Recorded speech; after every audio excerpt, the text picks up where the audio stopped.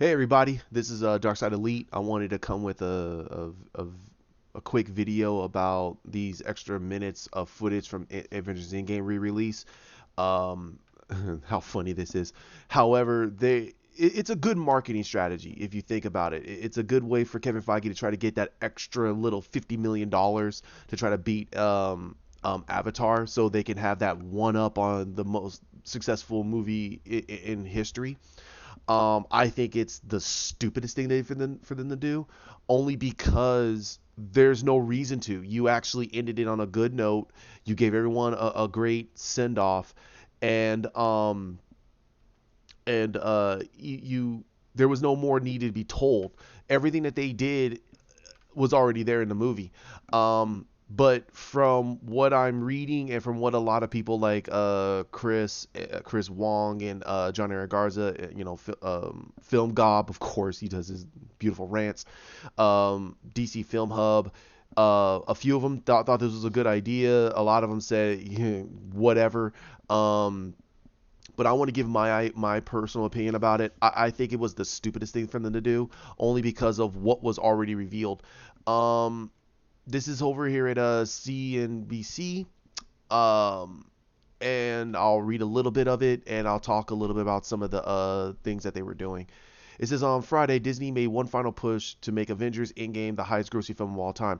Oh, I will also put this down below in the description so you guys can read it for yourselves. Marvel Studios began showing a new theatrical release of the film with a special tribute, a deleted scene, and a teaser for Spider-Man: Far From Home at the end of credits. This additional content is enticing to lure fans of the franchise who were waiting for the DVD release or Blu-ray or 4K to see scenes that didn't make it in the film and other behind-the-scenes content. Putting some footage into a re-release will likely draw thousands back into theaters, could push Endgame above and beyond the record 2.78 billion currently held by Avatar. Endgame, which was originally released in April 26, has earned around 2.74 billion globally so far. Not to mention, this weekend provides a good opportunity for ticket sales that as there are no major competitors debuting. Smaller budget films, Yesterday and Annabelle Comes Home, will get their releases, but neither are categorized in the same genre as Endgame and likely won't compete for ticket sales. Here's what audiences give a sec for the post-credit footage.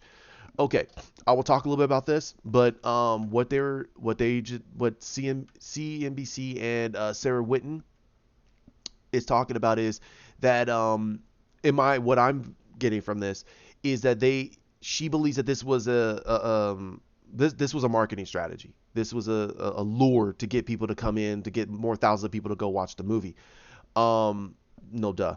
Um, right now, Endgame is about let's see, 2.74. So about 40 million away from tying. I would say 50 million from beating them um, globally. But here's the thing. Let's take a look at Rotten Tomatoes real quick.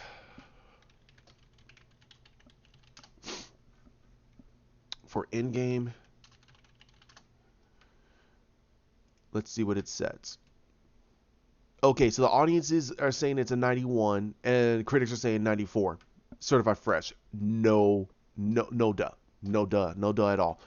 However, from some of the people that I've talked to, or listened to, and I'm being I'm being very very biased about it.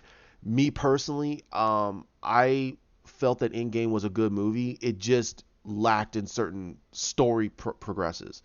I felt that there was a lot of things that they basically contradicted in itself, and there's other things that I felt that never really came to fruition because they never fleshed it out. They never truly fleshed it out in other ways. Um, um, but it's not a bad movie. I just have a lot of gripe against how Kevin Feige um, did the universe. I felt that he really commercialized these characters instead of really putting them in their own in their own special bubbles and then telling a grandier story. To me, Thanos was never truly fleshed out. There was a lot of things in there that made no sense to me about how he was able to do anything. Again, that's just my personal opinion. If you guys liked Avengers Endgame, great. I'm very, very, very happy for you. I'm very happy that you enjoyed it. Me personally, I felt it was an okay movie. I don't think it deserves a 91 or a 94. I personally feel that it deserves an 82, maybe an 83, and the audience score should, of course, it's gonna be in 90 in the 90s because of course. But there's a lot of things that makes no sense in there because they never the ending kind of just falls flat to me. But but people are gonna be wanting to see this movie when it came out, and it came out, and a lot of people, and a special few in there just did not like the fact that Thor and Hulk were not in the final battle as much. Hulk was nowhere in the final battle. Hulk never got his battle against Thanos to prove that he's the strongest one there is. Thor was still fat and out of shape, and he's trying to fight a guy who's basically at the peak of his physical prowess, and that makes no sense to me. And he's going off of rage and emotion. That makes no sense for Thor. Thor should not be that way. Um, and with Iron Man, I mean, it just there's a lot of things in there that to me this makes no sense. However, um, um, the re-release makes sense. They want to push that extra 40 million to try to get it there. They try to tease with the deleted scene and also a special tribute to, of course, and a Far From Home trailer. Now, I don't know what's going on with Far From Home. I'm gonna wait until one of my days off and I'm gonna go see it to see how it fares. But to me, I'm not sharing the enthusiasm. I think that the trailers did not capture me, and I'm a huge Spider-Man fan. I'm a huge Spider-Man fan, but I'm not blinded Spider-Man fan where I'm just gonna go watch the movie and just watch the movie. No, the trailer has to really appease to me and make me want to go watch it. So, um, so let's see here. So what Sarah Witten here is saying is the same thing that we always known. We always known that they're just gonna basically try to re-release this to be more of a enticement to get people to come back to the theaters. That makes a lot of sense. Now let's get down to what they were trying to do, these are spoilers. I don't know if you've watched it yet or not, but these are going to be spoilers. I'll put that into the title and also in the some of the descriptions. So the one thing is going to be a tribute to Stan Lee. Okay, here's how I feel about that. I'm not gonna reveal it. Um, Me personally, I think that should have been already in the movie. That should have been in the movie.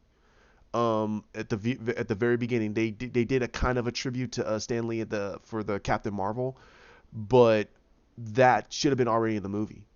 It should have been already there at the very beginning of the movie, a special tribute, and then at the very end you give one final post credit scene for Stan Lee to reveal, who he is. Is he the Watcher? Is he a Watu? Or is he a Watu's dad? Because he's passed on, so you can say he's a Watu's dad that passed away, and then you can have the real Watcher show up, and that'd be perfectly fine. Um, but I think that was a misstep and stupidity on their part. They should have already had that in the movie. That's my personal opinion. Another one was what has Hulk been up to? So they're talking about here. That you get a deleted scene about what the Hulk's been up to. Um, I think this is stupid because you already ruined his character. Some people say no, they made his character better, and I go, but the Hulk is a rampaging green monster. He's supposed to be destroying things. That's his character. That's who he is. It gives you the horror aspect of what would happen if someone who has all that power and it just goes berserk. So there's supposed to be a horror factor and a frightening factor about the Hulk, and you turn him into a laughing stock.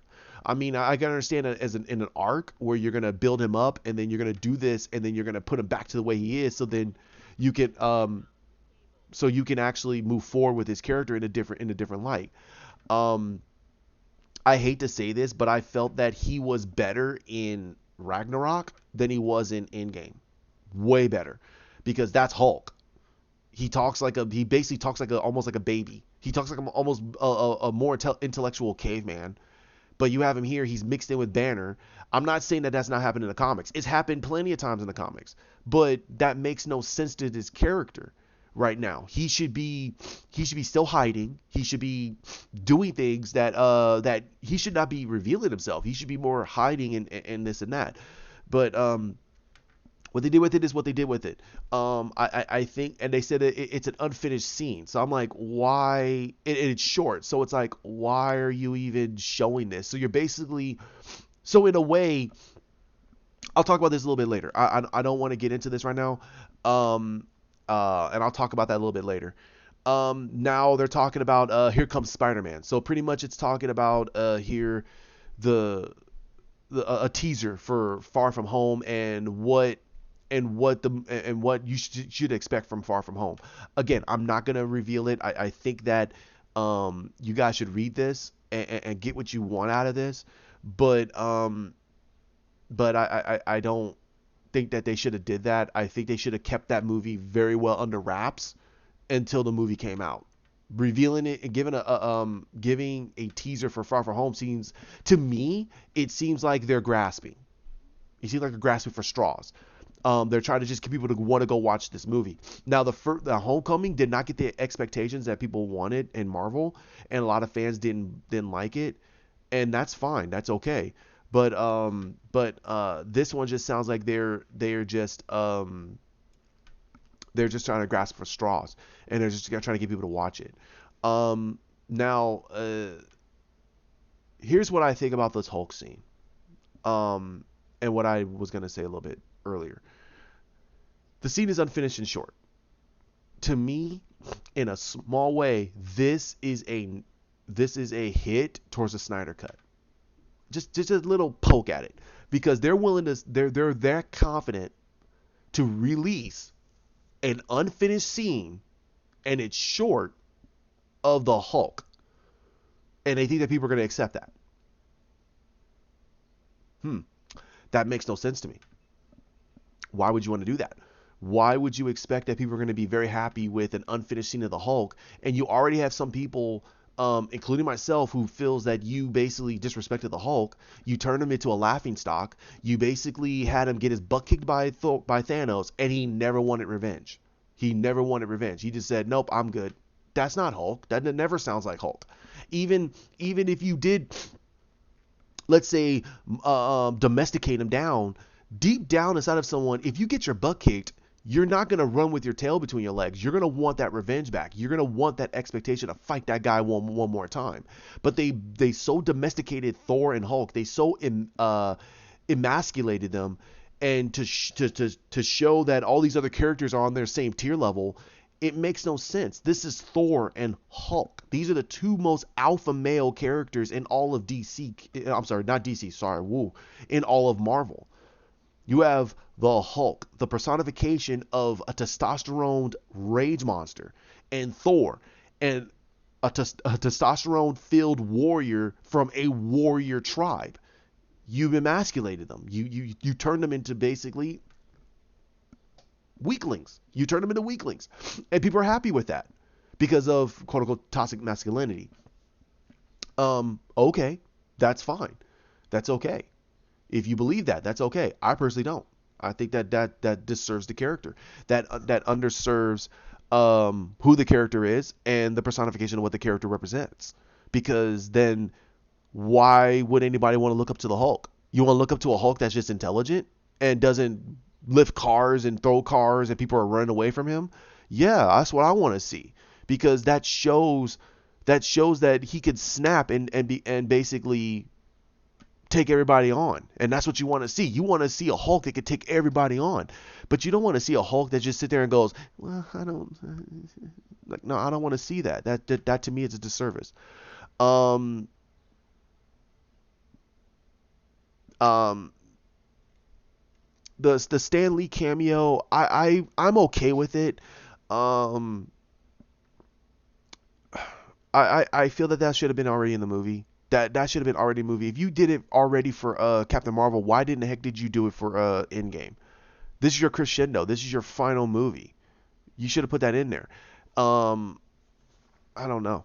I don't know. I'm trying to be again very objective. I'm trying to be very unbiased out of it. I just feel that this is another grasp for straws. They want their movie to beat Avatar. And there's nothing wrong with that. I mean, heck, I mean, I would love if it does it, then hey, I applaud them for it.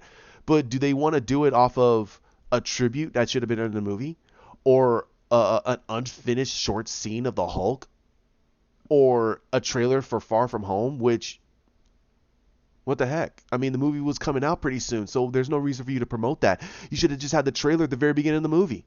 You shouldn't have had this as a credit scene at the end of the movie. That's what they did. This is a credit scene at the end of the movie, and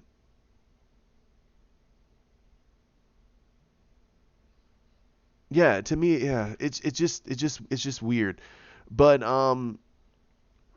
it's just to me. I mean, with Avengers already doing 91% of the audience and 55% of them like it, so that's close to around 50,000 people like it. 5,000 people probably just don't like it that much, and you have 94 of them, 94% of the critics are liking of loving it. Now, that's Rotten Tomatoes. Let's see what Metacritic says.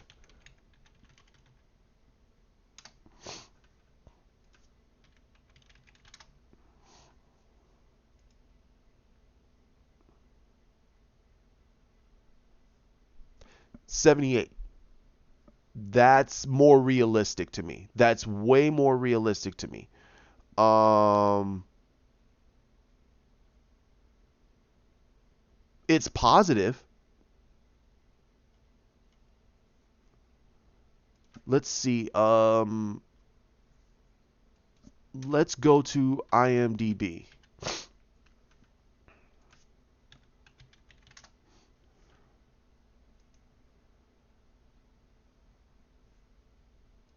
Oops.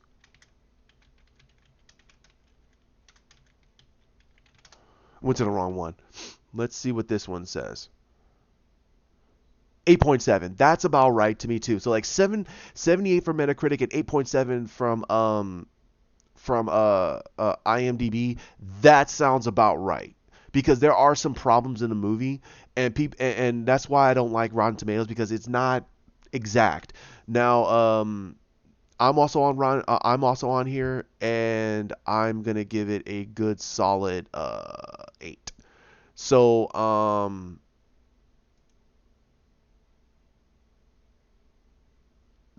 gonna give this movie a solid 8 on IMDb. I'm already on there. Um, Again, there's a lot of problems, and you got a lot of the stars who are talking about like, hey, we need to beat that movie and everything else. They have a right to do that, and I have no problems with them wanting to do that. They want their movie to be better so they can show that they did something superior. But the product itself and the story makes no sense, and it's not superior. Now, people could say Avatar is Pocahontas in space, but in all retrospect, when you first watched the movie, did you really think it was like that? When I saw the movie, I didn't see Pocahontas in space. I thought it was a stereotypical um, showing that greed can destroy things. That's what I was seeing, and I was seeing the stereotypical, humans go to a planet and they want the resources, but they don't care about the indigenous, so they were doing everything they possibly can. I didn't see Pocahontas in space. I was seeing the same thing I've always seen in a lot of sci-fi fantasy type movies, where humans are going to a different world and they're screwing over the indigenous life there, and the indigenous life forms are fighting back. So I mean, I don't know. I don't understand. But um but if that's what you saw, I'm not saying you're wrong. What I'm saying is that I didn't see that when I first saw the movie.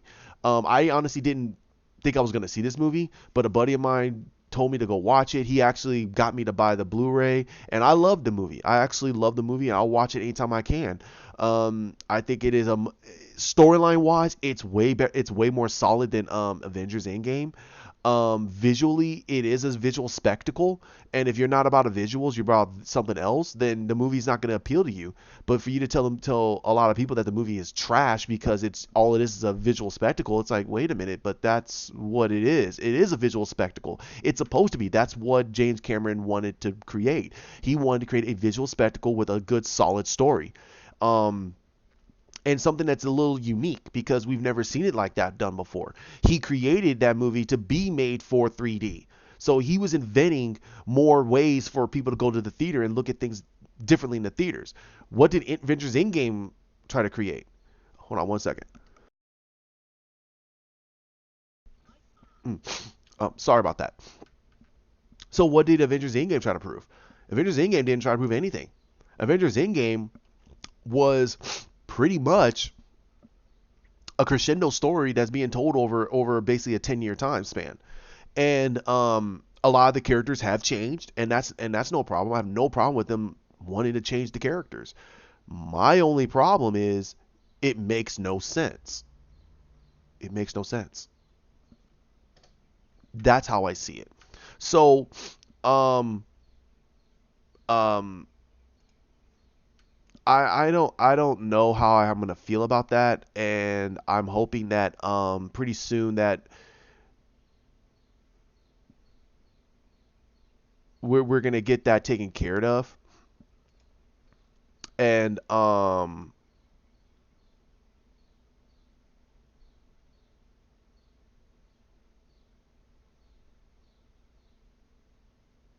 okay, we get that taken care of. Sorry, I was looking at something else. We have that taken care of. So eventually we we don't get hit by anything different. We get it all taken care of, and we make sure that and I want to make sure that the audience understands that if you want to go see this movie, go see it.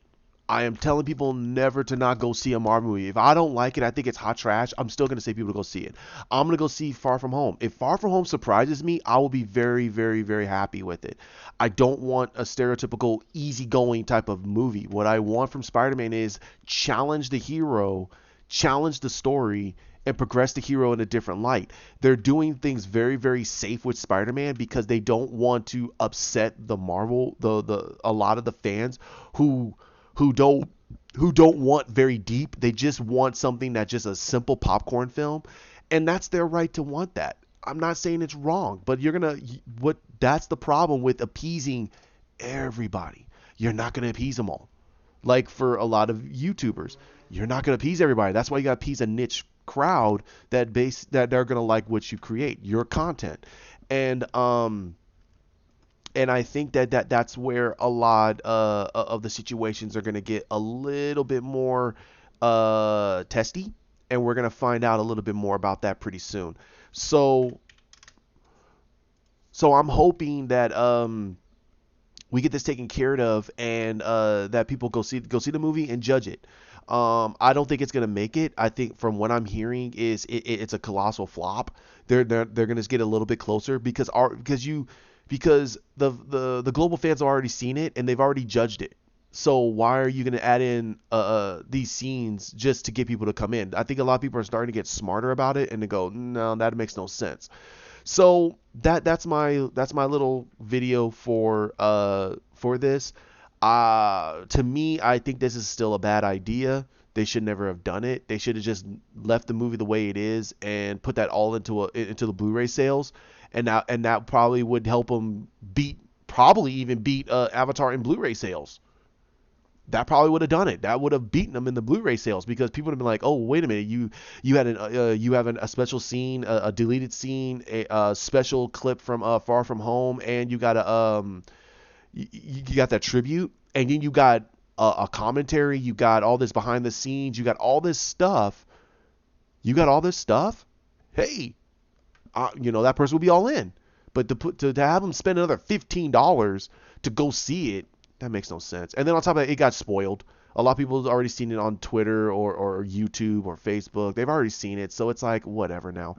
But hey, that's my opinion. I want to talk about it. Hey, let's talk about it. Like, care, subscribe, and share it. Let's see. Let's talk about it and see how you feel about it. If you call me an idiot, hey, you call me an idiot. But let's just be civil about it. I'm being civil. I'm being very fair. I did not. I am not going into the Marvel movie to hate it. There's no way. I want Marvel to do good movies. But to me, it just seems like the same old thing over and over and over again. And that's not being simplistic. That's being very looking at everything. And um, some things just don't make sense because they never progressed that story correctly. It just went, they just jumped the gap, and you have to fill in the gaps. And it's like, wait a minute. Or you have to look at this one little saying, and then that opens everything up about this whole clob that you just basically missed. So we'll see. Yeah, like, comment, subscribe down below. My name is Darkside Elite. I hope to talk to you soon. Bye.